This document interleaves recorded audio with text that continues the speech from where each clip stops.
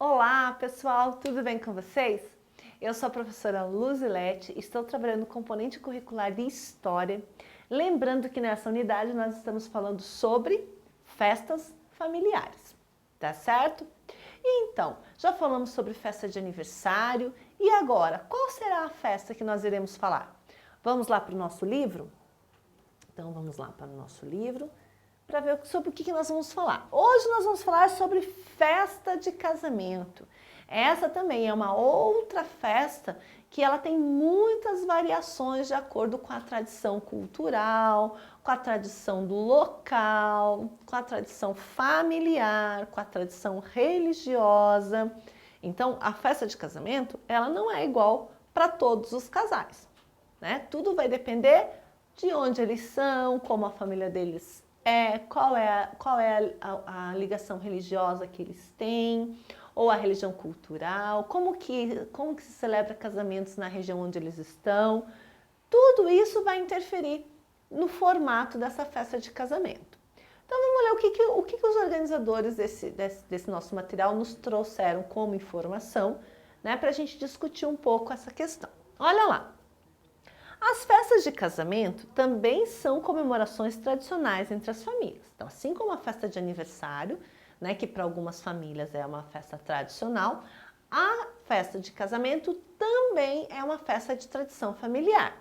Embora normalmente, a festa de casamento seja uma festa maior que a festa de aniversário, né? Que contemple mais pessoas, né? Que tenham mais convidados e que esses convidados não sejam só os familiares, mas também amigos, enfim. Embora ela seja desta forma, o caráter dela é familiar. Porque se não tiver nenhuma dessas pessoas lá, pelo menos a família vai estar. Então, ela é uma festa de caráter familiar. Até porque a festa de casamento, ela é a festa que vai dizer que aquele casal vai formar uma nova família, vai ter a sua própria família, vai construir a sua família a partir deles, né? Então, ela é uma festa de caráter familiar também por isso. Aí, olha lá, existem formas diferentes de comemorar a união entre duas pessoas. No Brasil, faz parte da tradição a noiva usar vestido branco e o casal trocar as alianças e fazer os votos de fidelidade. Então, isso é uma característica do casamento no Brasil, né? Olha lá, a noiva usar branco, os noivos trocarem aliança durante a celebração, né? O noivo coloca a aliança no dedo da noiva, a noiva no dedo do noivo.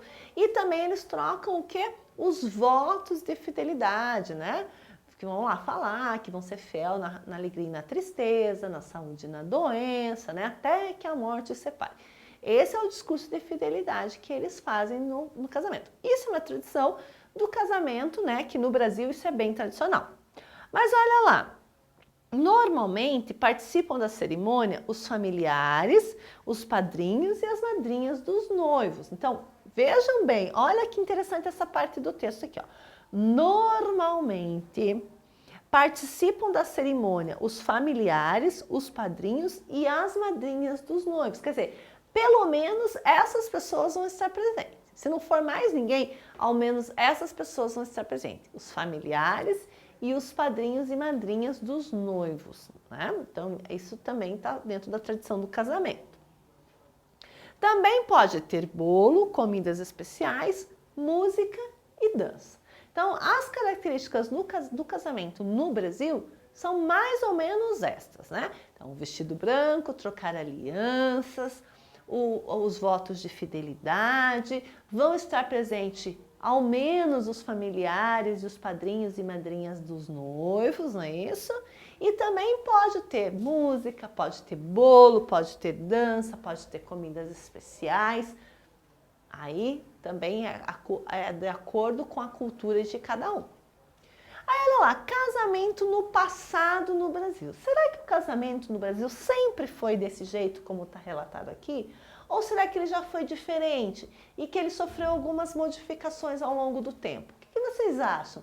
Será que uma festa tradicional ela pode ter modificações? Será que uma festa tradicional ela sofre modificações com o passar do tempo? Vamos descobrir? Então vamos lá. No passado, os pais da moça escolhiam com quem ela se casaria.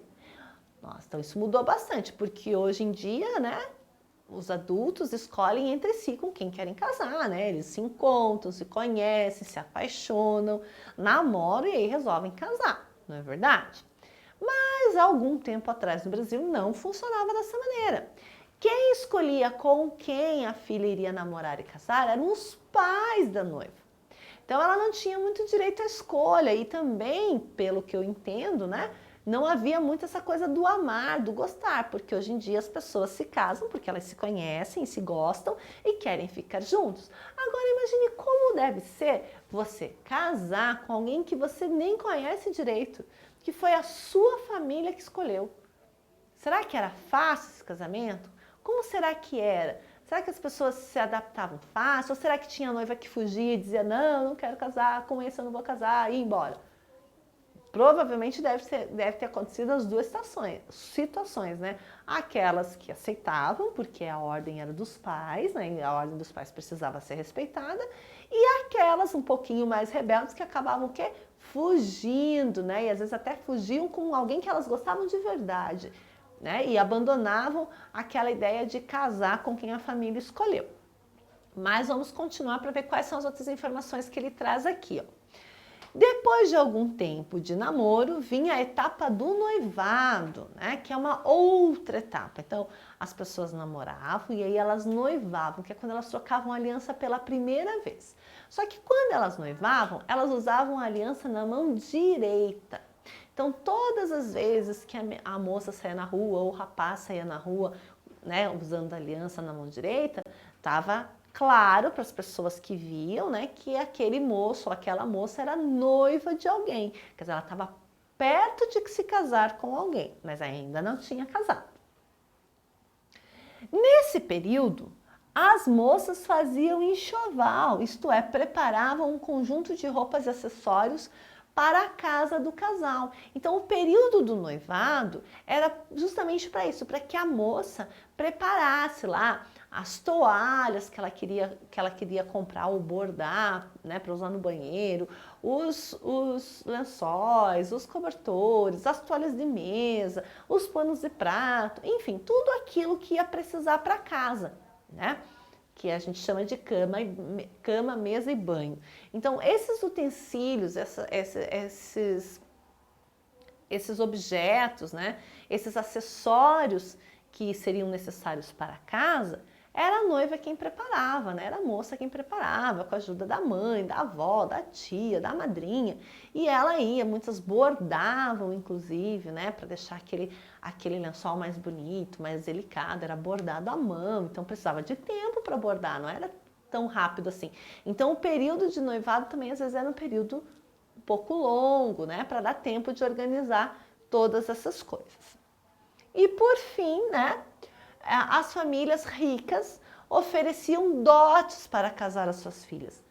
Dotes, professor, o que são dotes? Olha lá, do lado tem um box, né? Falando o que eram esses dotes. Então, eram bens que os pais da noiva davam ao noivo. Então, o noivo ia casar com a noiva, os pais da noiva davam alguma coisa para o noivo. Podia ser em dinheiro, podia ser um bem, que podia ser um terreno, uma casa, enfim, tantas cabeças de gado, enfim, depende daí de como a família ia negociar isso. Mas a família da noiva dava uma espécie de um presente para o noivo que iria se casar com a filha deles, tá?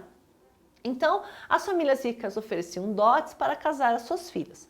Os dotes podiam ser joias, terras ou dinheiro. Esses são alguns exemplos, né, de dotes que são oferecidos oferecidos naquela época para o noivo, né? Para o noivo se casar com a filha. Mas isso era para todo? Não, era para as famílias mais ricas, né? Porque eram famílias que tinham que ter essas joias, essas terras, esse dinheiro. Tudo para conseguir que na época era considerado um bom marido para suas filhas. Então, se acreditava naquela época que você pagar um dote, né?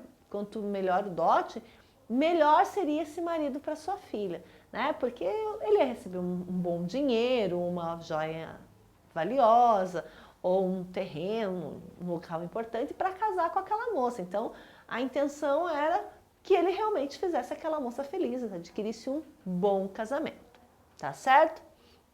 Aqui, observe a imagem e depois lê as informações da obra. Então, aqui eu tenho uma imagem que foi feita pelo Debré, Jean-Baptiste Debré, que é um pintor importante que veio para o Brasil lá nos primórdios, né? Lá na época colonial, e ele retratava cenas do cotidiano. Naquela época não havia máquina fotográfica, né? Então o Debré ele fazia pinturas de cenas do cotidiano. Nesse caso aqui, ele está retratando o casamento de Dom Pedro I e Dona Amélia, em 1829. Então, o que nós temos aqui é um casamento do Dom Pedro I com a Dona Amélia. Olha lá. Vamos ver o que diz aqui. Então, que evento a imagem representa? Então, do que a imagem está representando? O que está lá? Olha lá. Que evento a imagem representa? Então, vamos lá. Letra A.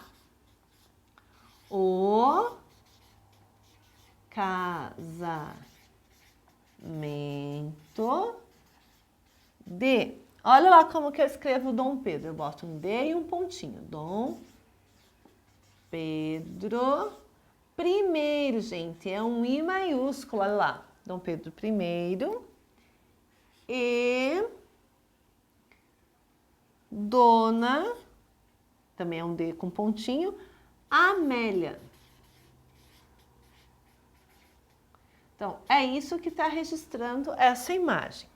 Leia as informações da imagem e escreva aqui quem são os personagens desse evento. Então, a gente já falou que é um casamento. E quem que são os personagens desse casamento de novo? Então, olha lá, letra B. Dom Pedro I e Dona Amélia. Certo? Olha lá como era diferente, né? Já, tem algumas coisas que são parecidas, ó, tem o representante da igreja ali fazendo casamento, a troca de alianças, né? A noiva tá com vestido também branco, claro, assim, né? Tá vendo? E tem os convidados. Certo, pessoal?